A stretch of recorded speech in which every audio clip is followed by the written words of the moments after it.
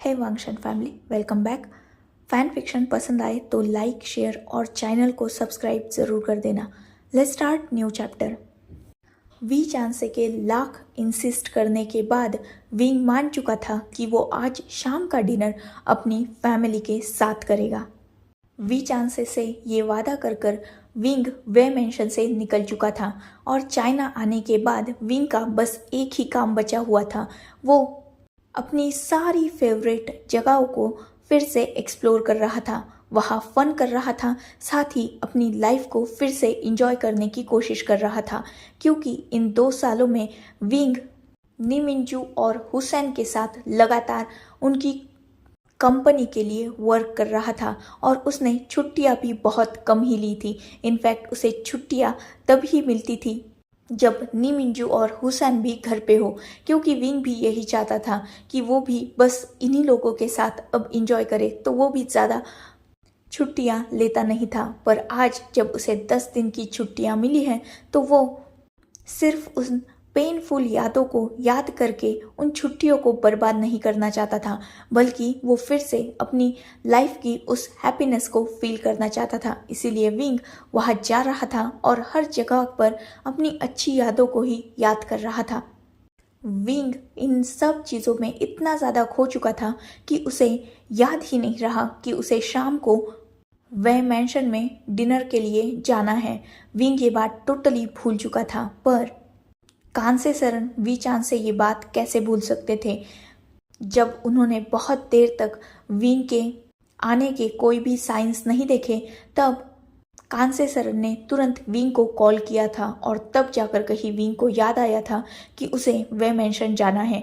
Wing तुरंत ही अपनी car को लेकर वे मेंशन के सामने पहुंच चुका था, पर उसे आने में लेट हो ही चुका था। विंग कार पार्क करता है और तुरंत वे मेंशन के अंदर चला जाता है, पर विंग डोर पर ही फ्रीज हो चुका था क्योंकि अंदर का नज़ारा अनएक्सपेक्टेड था। इनफैक्ट विंग ने कभी सोचा भी नहीं था कि उसे सामने कुछ ऐसा देखने को मिलेगा। उसे लगा था कि ये नॉर्मल फैमिली डिनर है, पर अंदर एक बहुत बड़ी मुसीबत उसका ऑलरेडी वेट कर रही थी। वह मेंशन के लिविंग हॉल में लैंस, जिन्स, जियांग्स, वेंस और वे फैमिली ये सब मौजूद थे। इनफैक्ट उन सब के बच्चे भी वहाँ मौजूद थे अपने अपने पार्टनर्स के साथ। विंग यूएस से ही ये सोच के आया था कि वो कभी भी इन सब लोगों की शक्ल तक नहीं देखना चाहता, एटलीस्ट इन 10 दिनों में।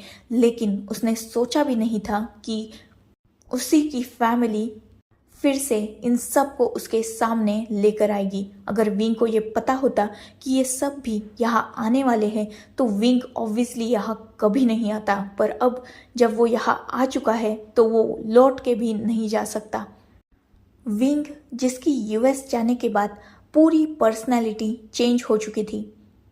पहले विंग एक चीयरफुल, कूल और मस्त मौला बंदा था जो हमेशा हर किसी को टीज करता, हर किसी के साथ हंसकर बातें करता, अपनी लाइफ को फ्रीली इंजॉय करता और सबको हंसाता रहता। पर विंग की लाइफ में पिछले 2 साल पहले जो हादसा हुआ था उसके बाद विंग ने अपनी पर्सनैलिटी को टोटली चेंज कर लिया था।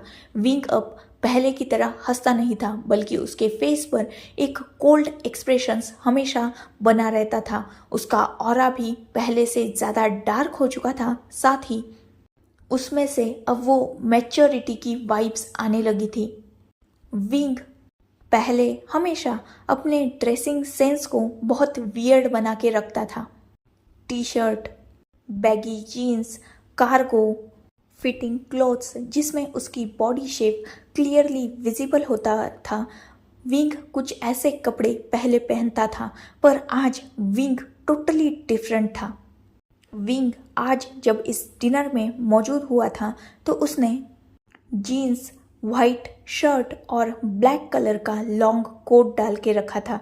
साथ ही गले में स्कार्फ था और हाथ में एक्सपेंसिव वॉच, गले में चेन। विंग इस आउटफिट में हद से ज़्यादा एलिगेंट लगता था। ये बिल्कुल मैच्योर विंग था। विंग इससे पहले एक्सेसरीज भी पहना करता था, लेकिन वो भी उसके उन क्लोथ्स पर बिल्कुल फिट बैठती थी। जैसे विंग पहले बिल्कुल इनमेच्योर कॉलेज स्टूडेंट लगता था, पर आज वो बिल्कुल मैच्योर पर्सन लग रहा था, एक जिम्मेदार पर्सन जिसने दुनियादारी सीख ली है। कुछ इसी तरह विंग, जो अब पीठ दिखाकर भाग तो नहीं सकता था, इसीलिए वो एक डीप ब्रीथ इनहेल करता है और अंदर की तरफ एंटर करता है।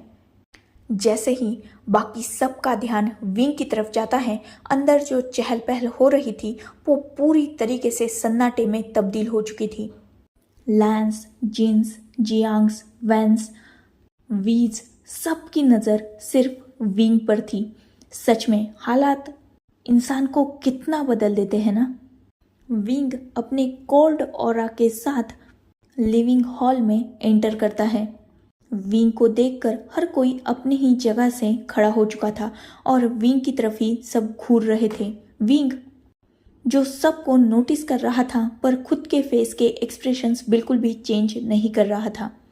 लान Xichen, Jiang Cheng, Jin Zixuan, Jin Yanli, Wen Chao, Wen जिशुन, वेमेन ई, लैनी, लैन कुरैन नहीं, लैन चिंगेजुन, Jin Guangshan, madam Jin, Jiang Fengmian, madam Yu, Wen Ruohan, madam Wen, Wei Changze, Cangse Sanren, साथ ही सबसे लास्ट खड़े पर्सन को विंग बस एक नज़र देखता है और वो कोई और नहीं बल्कि लान वांगजी था। विंग ने तो लान वांगजी से अपनी नज़रें हटा ली थी, पर लान वांगजी अपनी नज़रें अपने प्यार से इतनी आसानी से कैसे हटा सकता था। उन आँखों में आज भी वो प्यार नज़र आता था। इनफैक्ट उस प्यार का धोखा तक आज तक उन आँखों में दर्द बनकर नज़र आता था।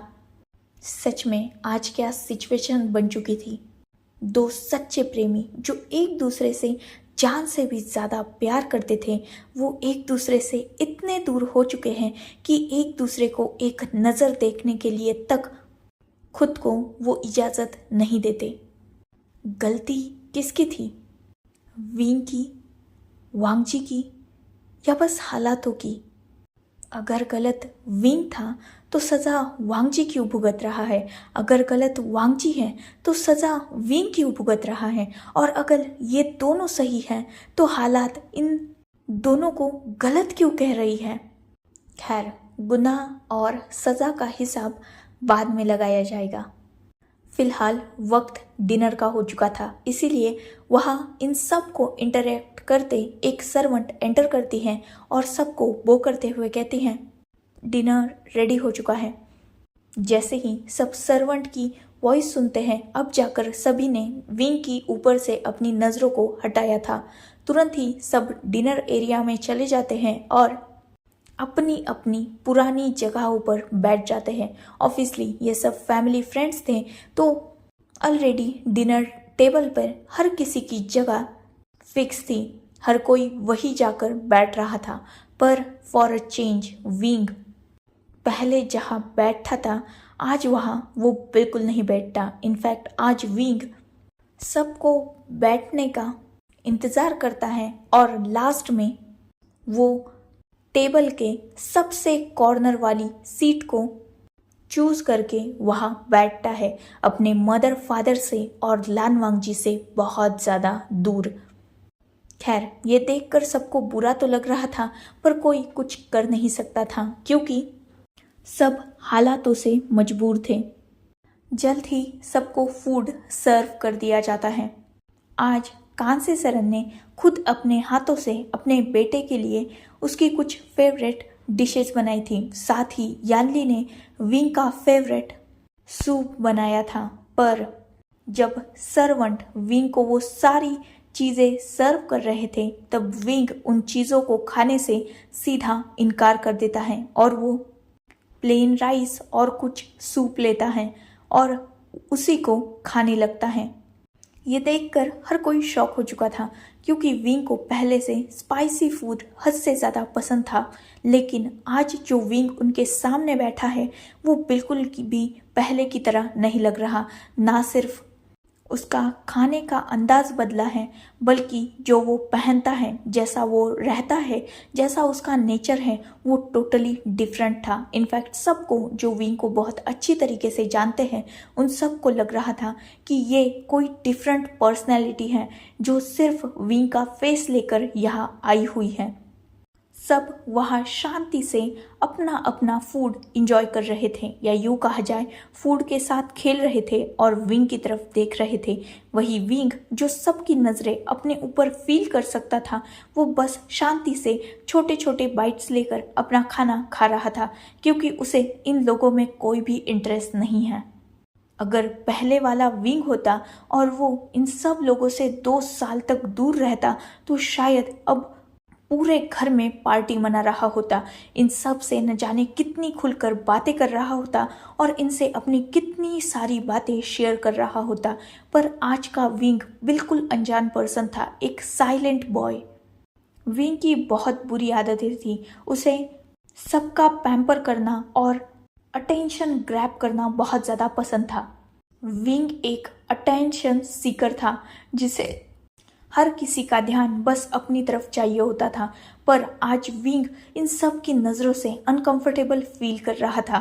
इनफैक्ट उसे बिल्कुल पसंद नहीं आ रहा था जैसे सब लोग उसे घूर रहे हैं, पर उसे बस ये डिनर जैसे तैसे ख़त्म करके यहाँ से निकलना था। इसीलिए वो कुछ फूड बाइट खाता है और बाद में अपनी प्लेट को आगे की तरफ खिसका कर अपनी नज़रें उठाकर सब की तरफ देखने लगता है। वही सब विंग की तरफ ही देख रहे थे। विंग जिसे बीच में ही उठकर जाना थोड़ा गलत लगता है, इसलिए वो सबके फूड का ख़त्म होने का इंतज़ार करने लगता है और साथ ही अपने साइड में जो मोबाइल रखा था उसे वैसे ही स्क्रॉल करने लगता है।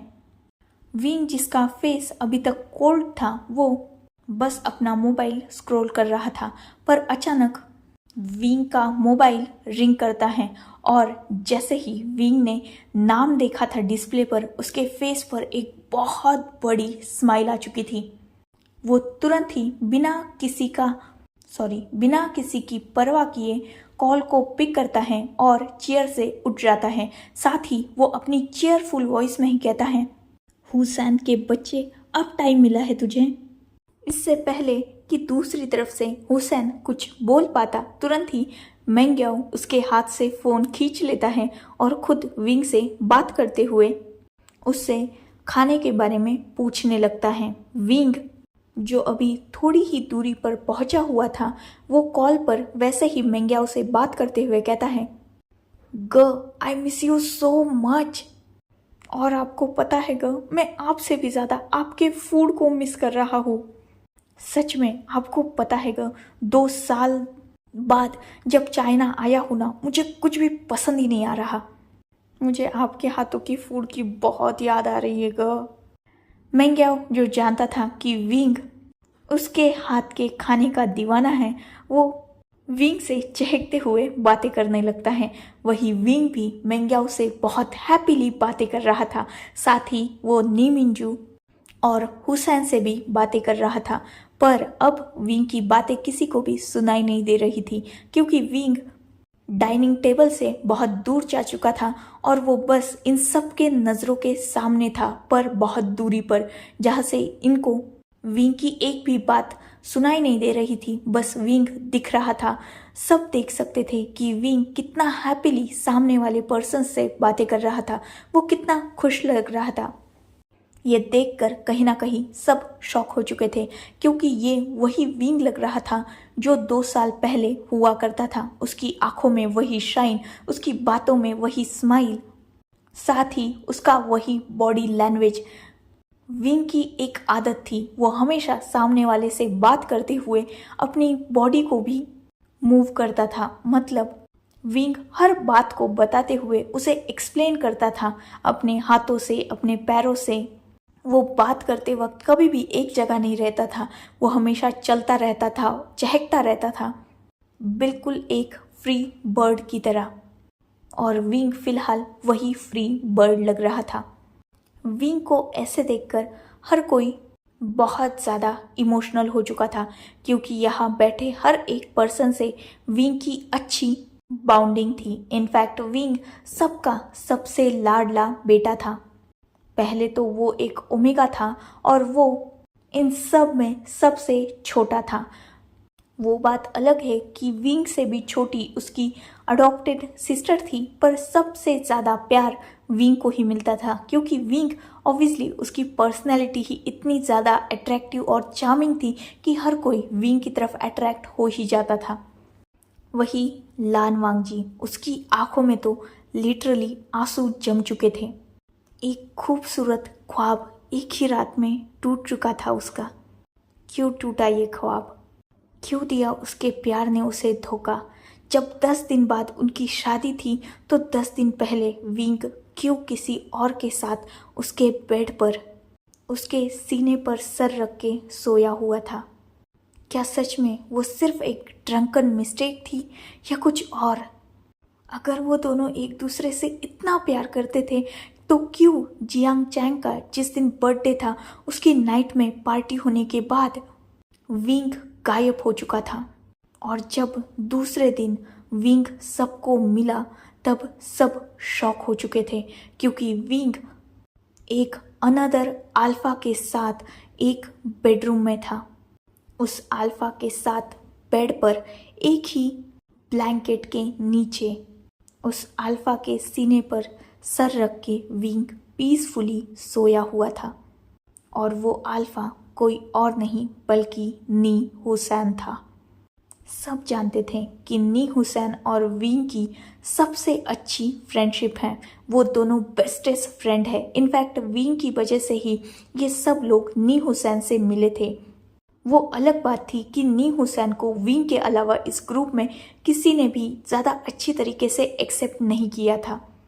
इसका एक रीज़न ये था कि विंग जो एक चुलबुला बच्चा था वो हर किसी को बहुत ज़्यादा पसंद था, और जब भी नी हुसैन इन सब में आता था तो विंग का सारा अटेंशन नी हुसैन ही कैच कर लेता था, क्योंकि नी हुसैन और विंग बेस्टेस्ट फ्रेंड थे। वो दोनों हमेशा साथ में रहते थे। विंग की और नी हुसैन की ये नज़दीकियाँ वांगजी को कभी भी पसंद नहीं थी, क्योंकि ऑब्वियसली विंग और लान वांगजी रिलेशनशिप में थे। वो दोनों एक दूसरे से बेइंतहा प्यार करते थे। और किस अल्फा को पसंद आएगा कि उसका ओमेगा किसी और अल्फा से इतना ज़्यादा करीब होकर बातें करे, उससे फ्लर्ट करे, उससे हमेशा मजाक करे। इसी रीज़न से लान वांगजी हमेशा से नी हुसैन से हेट करता था, या यूँ कहा जाए वो नी हुसैन और विंग के रिश्ते से हमेशा जेलस होता था। पर कहीं ना कहीं वो जानता था कि विंग उससे सच्चा प्यार करता है, इसीलिए उसे डरने की बात नहीं है। उसका डर उस दिन सच हो गया जिस दिन उसने विंग को नी हुसैन के बेड पर देखा। वो नज़ारा वांगजी के लिए इतना टेरेबल था कि वांगजी उस दिन अपना सब कुछ खो बैठा था। इवन उसे होश भी नहीं था कि वो क्या कर रहा है, उसे क्या करना चाहिए, क्या समझना चाहिए और क्या रिएक्ट करना चाहिए। सिचुएशन कुछ ऐसी बन चुकी थी कि नी हुसैन अपर से नेकेड था और विंग का कोट और बाकी चीज़ें रूम में बिखरी पड़ी थी। नी हुसैन की भी बहुत सारी चीज़ें इधर उधर गिरी हुई थी, जिससे क्लियरली उस रूम को देखकर ये लग रहा था कि ज़रूर कुछ ना कुछ हुआ है। वो एक रात, और उस एक रात ने विंग की और वांगजी की पूरी जिंदगी बदल दी। 10 दिन बाद शादी तो हुई पर अल्फा चेंज हो गया। सब ने विंग को मजबूर किया कि विंग नी हुसैन से शादी कर ले, जबकि विंग खुद ये शादी नहीं करना चाहता था। विंग ने तब सबको बहुत ज़्यादा समझाया था कि उसे कल रात का कुछ याद नहीं है, उसे कुछ नहीं पता कि क्या हुआ, पर किसी ने भी उसकी बात नहीं मानी थी। नी हुसैन जो खुद इन सब चीज़ों से कंफ्यूज था, उसने भी सबको बताने की कोशिश की कि उसके और विंग के बीच में ऐसा कुछ नहीं है। वो दोनों एक दूसरे से प्यार नहीं करते, नहीं जानते कि रात को क्या हुआ, पर किसी को भी याद ही नहीं था कि एग्जैक्टली हुआ क्या, इसीलिए किसी ने भी उन दोनों पर यकीन किया ही नहीं। मोस्ट इम्पॉर्टेंटली, रात को विंग और नी हुसैन टोटली ड्रंक हो चुके थे। इस बात के गवाह बाकी सब लोग थे, क्योंकि सब ने विंग और नी हुसैन को बहुत ज़्यादा पीते हुए देखा था। इनफैक्ट सब ने विंग को रोका भी था, पर विंग किसी की भी बात नहीं मान रहा था और उसने हद से ज़्यादा ड्रिंक करके रखी थी। इन सब चीज़ों को नज़रअंदाज कर दिया जाए तो सबसे बड़ा रीज़न ये था इन दोनों के बीच के रिश्ते को गलत समझने का कि उस रूम में यूज्ड कॉन्डम और इवन लुब्रिकेंट्स जेल की फुल बॉटल मिली थी जो यूज्ड थी, मतलब हाफ खाली थी। वो उस एम्प्टी बॉटल को, यूज्ड कॉन्डम को देखकर तो सब समझ ही चुके थे कि 100% इन दोनों में कुछ तो हुआ है। खैर, 10 दिन बाद फाइनली नी हुसैन और विंग की शादी हो चुकी थी और नी हुसैन, जो ऑलरेडी विंग की सारी सिचुएशन जानता था और उसके साथ था, उसने विंग को शादी के बाद किसी से भी मिलने नहीं दिया और सीधा उसे वेडिंग हॉल से खींचते हुए वो बाहर लेके गया था और सीधा यूएस विंग को अपने गग के पास लेके गया था। नी मिंजू को, मेंग्याओ को और वेनिंग को विंग और नी हुसैन ने सारी सिचुएशन बता दी थी। इनफैक्ट उन दोनों ने ये भी बता दिया था कि उन्हें कुछ भी याद नहीं है। इनफैक्ट विंग खुद भी नहीं जानता था कि क्या उसने सच में रात को नशे में नी हुसैन के साथ अपनी वर्जिनिटी लूज कर दी है। पर ऐसा कैसे हो सकता था? चाहे विंग कितना भी नशे में हो, पर वो लान वांगजी के अलावा किसी और को अपने पास आने के लिए अलाउ नहीं करेगा, चाहे वो फिर उसका बेस्टेस्ट फ्रेंड ही क्यों ना हो। पर विंग इतना कैसे नशे में पागल हो सकता है? और अगर विंग नशे में पागल नहीं था तो कहाँ से आई वो सारी चीज़ें उस रूम में? कहाँ से आई विंग की बॉडी पर, स्पेशली उसके नेक एरिया पर वो रेड पर्पल मार्क्स? विंग के लिप्स को कट कैसे लगा? कैसे उस वाइट बेडशीट पर वो ब्लड स्टेन्स थे? कैसे हो सकती थी ये सारी बातें अगर विंग इन सब चीज़ों में इंक्लूड नहीं होता? खैर, ये सारी बातें सुनकर नी मिंजू, मेंग्याओ और वेनिंग भी टोटली शॉक हो चुके थे, क्योंकि उन्हें भी विंग और नी हुसैन के रिश्ते के बारे में पता था। ऑब्वियसली नी मिंजू को विंग पहले भी जानता था। अगर वो नी हुसैन का बेस्ट फ्रेंड था तो नी मिंजू से भी वो मिला ही था। और विंग आज जो नी मिंजू से, मेंग्याओ से, वेनिंग से और हुसैन से इतना ज़्यादा प्यार करता है, इतना ज़्यादा अटैच है, उसका रीज़न ही यही है कि जब उसकी फैमिली को उसकी ज़रूरत थी, जब वो चीख चीख कर सबको बता रहा था कि उसे कुछ याद नहीं है, उसने कोई गलती नहीं की है, अगर कुछ गलती हुई भी है तो उसमें विंग ने कोई भी चीज़ जानबूझ के नहीं की है। वो लान वांगजी के अलावा किसी और के बारे में सपने में भी नहीं सोच सकता, तो कैसे वो किसी और के साथ मिलकर वांगजी को चीट करेगा, वो भी उसी के मेंशन में? क्या विंग इतना गिरा हुआ है? विंग ने सबको बहुत कन्विंस करने की कोशिश की थी, सबके सामने हाथ जोड़े थे। इनफैक्ट वो अपने घुटनों पर बैठकर सबके सामने बैक कर रहा था। उसने वांगजी के सामने अपनी सेल्फ रिस्पेक्ट को गिराकर फर्स्ट टाइम जिंदगी में माफ़ी मांगी थी। शायद उस गलती की जो उसने की या नहीं, इसका सबूत भी उसके पास नहीं है। वो नहीं जानता कि उसने वो गलती की है या नहीं, पर फिर भी वो सबको बता रहा है कि हाँ, अगर हुई भी है गलती तो वो सिर्फ एक गलती है। उसकी इतनी बड़ी सज़ा विंग को नहीं मिलनी चाहिए। विंग अगर गलत है तो एटलीस्ट उसे खुद को एक्सप्लेन करने का एक चांस तो मिले, एटलीस्ट उसे एक पर्सन तो समझने की कोशिश करे। क्यों ये सारे लोग उस पर एक अनवांटेड मैरिज थोप रहे हैं? क्यों उसे नी हुसैन के साथ कनेक्ट करके उसका और वांगजी का रिश्ता तोड़ रहे हैं? और अगर उसका और वांगजी का रिश्ता टूट भी रहा है तो क्यों वो सब मिलकर विंग और हुसैन की शादी कराना चाहते हैं? आखिर क्यों हो रहा है ये सब? क्यों आज विंग की ज़िंदगी बर्बाद हो रही है? रीज़न तो लाख है, सबूत तो लाख है, पर क्या किसी को भी विंग पर यकीन नहीं है?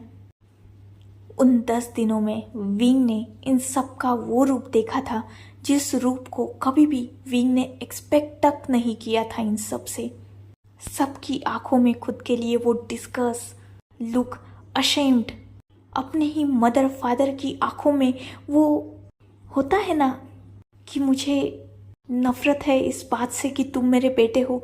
कुछ ऐसा लुक विंग ने अपने मदर फादर की आंखों में देखा था।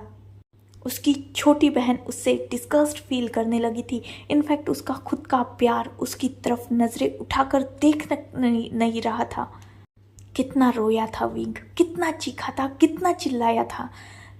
इनफैक्ट खुद को ख़त्म करने की कोशिश तक की थी उसने, पर फिर भी किसी ने भी उसका यकीन नहीं किया। कोई नहीं था तब विंग को प्रोटेक्ट करने के लिए सिवाय नी हुसैन के। नी हुसैन ने पता नहीं कुछ किया था या नहीं किया था, उन दोनों में कुछ था भी या नहीं, पर विंग की रिस्पॉन्सिबिलिटी उसने उठा ली थी। जब विंग ने अपने आप को ख़त्म करने की कोशिश की थी तब नी हुसैन ने विंग को समझाया था, उसे सपोर्ट किया था और उसके साथ शादी तक की थी। और विंग नी हुसैन का ये एहसान ज़िंदगी भर नहीं भूल सकता था, क्योंकि विंग ऑलरेडी जानता था कि नी हुसैन किसी और से इंगेज्ड है और उस पर्सन से नी हुसैन हद से ज़्यादा प्यार करता है। ऑलरेडी किसी और का अल्फा नी हुसैन बन चुका है और वो ओमेगा कोई और नहीं बल्कि वेन्निंग था। हाँ, वेन्निंग और नी हुसैन की एंगेजमेंट हो चुकी थी, पर अभी तक उनकी शादी नहीं हुई थी। So enough for today, let's take a break. Next chapter in next video. If you like my explanation, like, comment and subscribe my channel. Hopefully you all are enjoying this fan fiction. Goodbye, take care, enjoy your beautiful life.